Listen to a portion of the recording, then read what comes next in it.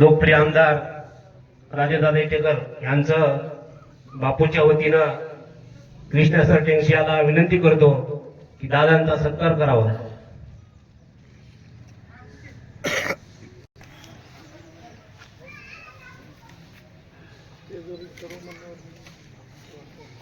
आपला अमूल्य वेळात वेळ काढून आपले आदरणीय गावचे बापू उपस्थित राहिले, अध्यक्ष म्हणून लाभले, त्यांचे पण आभार. प्रमुख पाहुणे म्हणून अनिल भाऊ नाकाते, माधवरावजी जोगदर मामा व सर्व व्यासपीठ, सर्व गावकरी.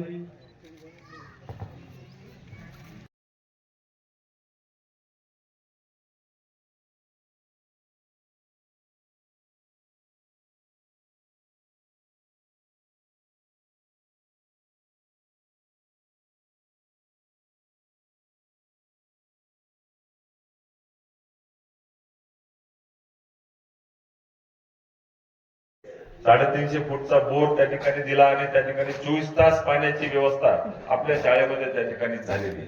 आणि त्याच माध्यमातून वृक्षारोपण झालेले आहे. त्या वृक्षारोपण जोपासण्याचं काम सुद्धा त्या पाण्याच्या नियोजनातून त्या ठिकाणी होत आहे. म्हणजे एक अशा पद्धतीचे गावकरी, अशा पद्धतीचं जर खऱ्या अर्थाने एकीचं रूप एका कार्यामध्ये दिसलं तर खऱ्या अर्थानं ते गाव खूप पुढे जायला कमी कालावधी लागतो आणि त्याला कोणी अडवू शकत नाही. ते आपल्या शाळेच्या माध्यमातून आज मला पाहायला मिळालं. या ठिकाणी आपण बसलेलो आहे, सातत्याने वेगवेगळ्या लग्न कार्याच्या माध्यमातून आल्याच्या नंतर मला दादासाहेब सांगत असतात की एक सभामंडप या ठिकाणी आवश्यक नाही. आमच्या गावातले अनेक गोरगरिबांचे लग्न या भागामध्ये होतात, याच ठिकाणी होतात. इथं त्यांचा कायमचा खर्च जर आपल्याला भागवायचा असेल तर इथे एक मोठ्या प्रमाणामध्ये टी शेडची उभारणी आपल्या माध्यमातून त्या ठिकाणी झाली पाहिजे.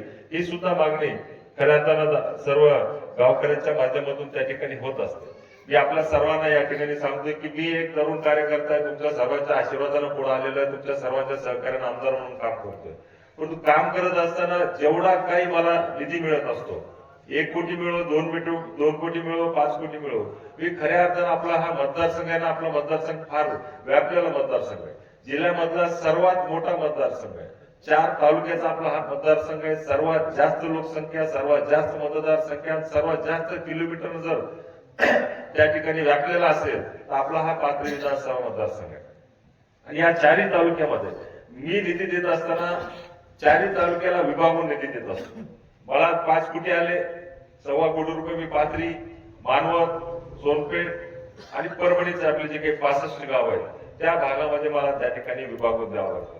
कारण झालेली जी काही सहकार्य, झालेले जे काही आशीर्वाद मला मिळालेले ते अशा पद्धतीनं विभागूनच त्या ठिकाणी मिळालेले. आणि प्रचंड अपेक्षा प्रत्येकाची असते. प्रत्येक गावकऱ्यामध्ये, प्रत्येक विभागातल्या लोकांच्या प्रत्येक अपेक्षा असतात की आपल्या आमदारांनी हे काम केलं पाहिजे, आपल्या लोकप्रतिनिधींनी अशा पद्धतीचा विकास केला पाहिजे. परंतु हे करत असताना निश्चित स्वरूपामध्ये ज्या काही खऱ्या अर्थानं आम्हाला अडचणी जात आहेत, त्या अडचणी वेगवेगळ्या योजनांना ज्या पद्धतीने आम्हाला निधीची अपेक्षा आहे, ती निधीची अपेक्षा आम्हाला खऱ्या अर्थानं राज्य सरकारकडनं एवढी मिळत नाही. आज 1 वर्ष होऊन गेलं. या 1 वर्षामध्ये निश्चित स्वरूपामध्ये तुम्हाला सांगतोय की मला केवळ 16.5 कोटी रुपयाचा निधी मिळाला. 16.5 कोटी रुपयाचा. आता ह्या 16.5 कोटीमध्ये मला आपल्या हे सर्व म्हणजे माझा 5 कोटी आमदार पण वगळता राज्य सरकारकडनं मला 16.5 कोटीचा मिळाला. आणि शहरीकरणासाठी 10, त्यातल्या 16.5 मध्ये शहरीकरणासाठी 10 म्हणजे 6.5 कोटी आणि माझा आमदार फंड जे आहे 5 कोटी, याच्यामधून ही काही कामं आपल्याला जे काही करता आलेली आहेत त्या माध्यमातून आपण या सर्व गावांना निधी देऊ शकलो. आणि खऱ्या म्हणजे प्रामाणिकपणानं सांगायचं असेल तर ज्या पद्धतीनं राज्य सरकारची परिस्थिती आर्थिक स्वरूपाच्या पद्धतीनं पाहिजे त्या पद्धतीची आर्थिक स्वरूपामध्ये राज्य सरकारची परिस्थिती नाहीये. आणि ज्या पद्धतीनं आम्हाला अपेक्षा आहे ती अपेक्षा किमान या मार्च पर्यंत तरी निश्चित स्वरूपामध्ये पूर्ण होणार नाही ही खात्री आम्हाला कालच्या अधिवेशनामध्ये त्या ठिकाणी आलेली आहे. कारण पुरवणी मागण्या असतील, मागचं झालेलं अर्थसंकल्पीय अधिवेशन असेल, जून जुलै मध्ये झालेलं पावसाळी अधिवेशन असेल, त्यामध्ये राज्य सरकारच्या ज्या काही योजनांच्या माध्यमातून चर्चा झालेली आहे त्यामध्ये खऱ्या अर्थानं राज्य सरकारची आर्थिक परिस्थिती किती नाजूक आहे हे आम्हाला त्या ठिकाणी पाहायला मिळालं. निश्चित आदरणीय मुख्यमंत्री आहेत, दोन्ही उपमुख्यमंत्री आहेत, यांच्या माध्यमातून चांगल्या पद्धतीचं नियोजन या राज्य सरकारच्या माध्यमातून राज्य सरकारला पुढे घेऊन जाण्यासाठी त्यांचा प्रयत्न आहे. यामध्ये अनेक गुंतवणुकीच्या माध्यमातून अनेक मोठमोठ्या करोडो रुपयाच्या गुंतवणुकी या आपल्या महाराष्ट्र सरकारच्या माध्यमातून या महाराष्ट्रात होतील आणि त्याच्यामधून उत्पन्नाचे स्रोत वाढतील. आणि निश्चित स्वरूपामध्ये 31 मार्चच्या आत राज्य सरकारची परिस्थिती उद्याच्या बजेटमध्ये चांगल्या पद्धतीने सुधारेल अशा पद्धतीने सुचवाल आणि अशा पद्धतीचा विश्वास कालच्या अधिवेशनामध्ये आम्हाला मुख्यमंत्री आणि दोन्ही उपमुख्यमंत्र्यांनी त्या ठिकाणी दिलेला आहे. म्हणून मी आपल्या सर्वांना या ठिकाणी सांगतोय, ज्या काही अपेक्षा तुमच्या आमच्या सरकारकडनं असतात या निश्चित स्वरूपामध्ये स्वाभाविक आहे. तुमच्या अपेक्षा असणं स्वाभाविक आहे आणि त्या तुमच्या अपेक्षेला आम्ही पूर्ण होणं तेवढेच आमचंही त्या ठिकाणी कर्तव्य आहे. पण निश्चित जे काही आम्हाला सहकार्य वरच्याकडनं पाहिजे ते या मार्च पर्यंत तरी होणार नाही, पण निश्चित पुढच्या मार्च म्हणजे उद्या एप्रिल महिन्याच्या नंतर ज्यावेळेस राज्य सरकारकडनं आम्हाला वेगवेगळ्या माध्यमातून निधी देता येईल. आज जरी आम्ही 70 लाख दिला असेल त्यापेक्षाही अधिकचा निधी उद्याच्या काळामध्ये या रेणापूरमध्ये देईल अशा पद्धतीचा विश्वास आजच्या निमित्ताने या ठिकाणी तुम्हाला सर्वांना देतो. आज दांड्यामध्ये त्या ठिकाणी पिण्याच्या पाण्याचं एक निवेदन मला प्राप्त झालेलं आहे. तिथलं जे काही जलजीवनचं काम आहे ते अर्धवट त्या ठिकाणी झाल्याचे मला त्यांनी निवेदनाच्या माध्यमातून माहिती दिलेली आहे. निश्चित स्वरूपामध्ये आमचे सर्व उत्तम राठोड असतील, बंडूभाऊ असतील, हरिभाऊजी असतील, प्रकाशजी असतील, सुखदेवजी असतील, तुमच्या सर्वांच्या माध्यमातून हे निवेदन मला प्राप्त झालेलं आहे. मी आजच वर्किंग आहे, उद्या परवा सुट्टी आहे, आजच जलजीवनच्या कामाचा आढावा मी माझ्या माध्यमातून घेण्याचा प्रयत्न करतो आणि तुम्हाला कशा पद्धतीनं पाण्याची उपलब्धता होईल आणि पाणी पुरवठा आपल्या तांड्याला कशा पद्धतीनं चांगल्या सुरळीत कसा देता येईल याच्यासाठी प्रयत्न करतो आणि तशा पद्धतीने त्या संबंधित विभागाला मी सूचना देतोय. हे सुद्धा आजच्या निमित्तानं तुम्हाला सांगतोय. एक दुसरं निवेदन या ठिकाणी प्राप्त झालेले माझ्या दलित वस्तीमध्ये एक समाज मंदिर त्या ठिकाणी असले पाहिजे.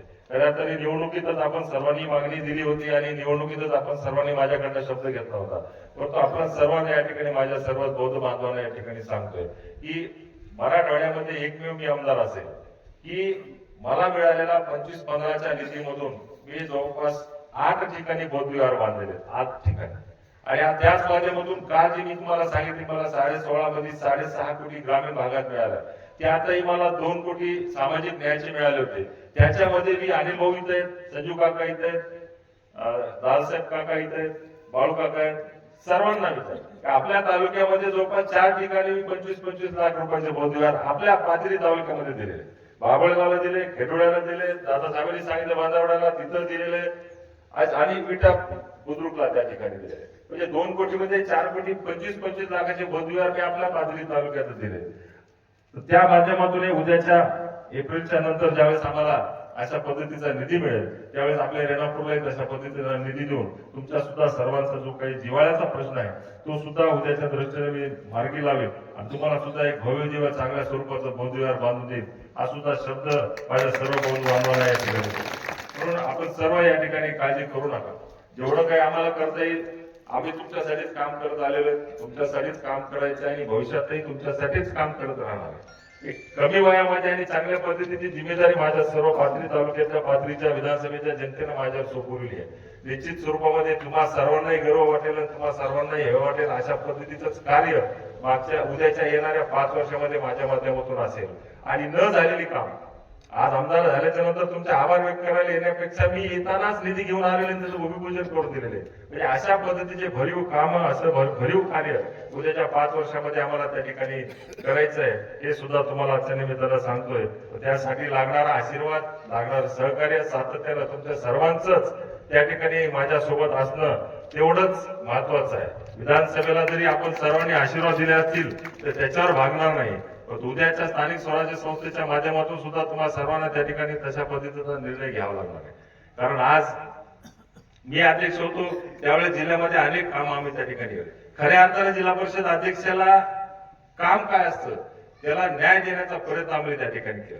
अगोदर आपण पाहिलेलं असेल की आमच्या अगोदर झालेले जिल्हा परिषद अध्यक्ष जे होते मागच्या मदरच्या काळामध्ये एक रबर स्टॅम्प कुठल्या तरी नेत्याने त्यांना बसवायचं आणि पूर्ण कारभार त्या नेत्याने करायचा. ज्यावेळेस मला संधी मिळाली दादासाहेबांना संधी मिळाली त्यावेळेस आम्ही कुठल्या रबर स्टॅम्प सारखं काम केलं नाही. आम्ही सर्वसामान्यांमध्ये जाऊन सर्वसामान्यांच्या ज्या काही गरजा आहेत ज्या काही मूलभूत गरजा आहेत खऱ्या अर्थानं आपल्या पदाच्या माध्यमातून आपण काय काम करू शकतो ते काम आमच्या मागच्या 5 वर्षाच्या आमच्या कार्यकाळामध्ये आम्ही करून दाखवलंय. आणि म्हणूनच आज जिल्हा आज आमच्या माध्यमातून आज हागदरी मुक्तीच्या माध्यमातून असेल आपला जिल्हा खऱ्या अर्थानं शिक्षण सभापती दादासाहेब होते मी अध्यक्ष होतो त्यावेळेस शैक्षणिक क्षेत्रामध्ये एवढी मोठी क्रांती आपण घडवली होती की परभणी जिल्हा परिषद आणि परभणी जिल्हा ई लर्निंग मध्ये महाराष्ट्रामध्ये 1 नंबरला आलेला होता इथे. आणि ई लर्निंगची कन्सेप्टच ही खऱ्या अर्थानं परभणीमधून सुरू झाली होती.